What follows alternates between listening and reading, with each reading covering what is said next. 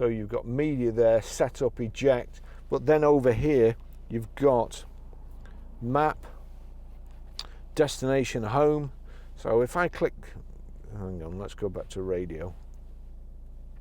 There you go, radio. So we'll click onto nav first. You've got navigate to.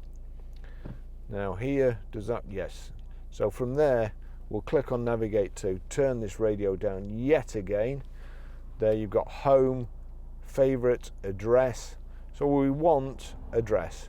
Click address, city and street or postcode. So again, we're turning the knob in the center over here to postcode, and then click it, press it, click in the middle.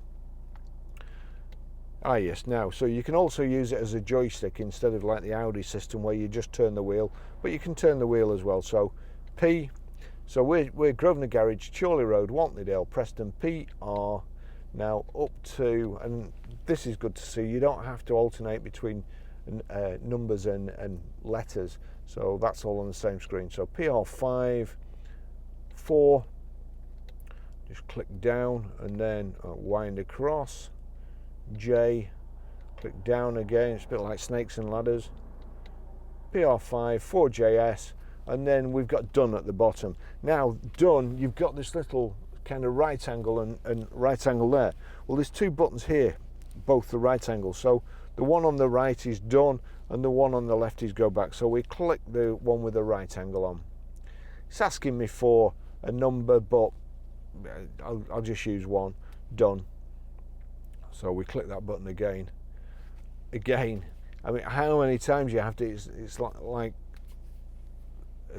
a service administrator, you've got to tell them like 50 times again. So we click done again, and that's it.